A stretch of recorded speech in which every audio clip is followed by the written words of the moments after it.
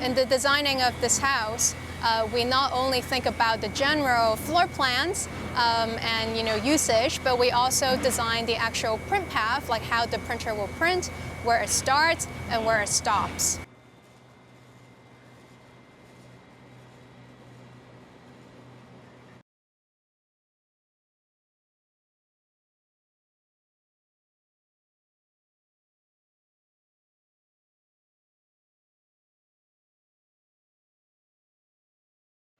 So even though this is a single-family house, the intention of this project is to actually think about how we can design and develop and print multifamily housing.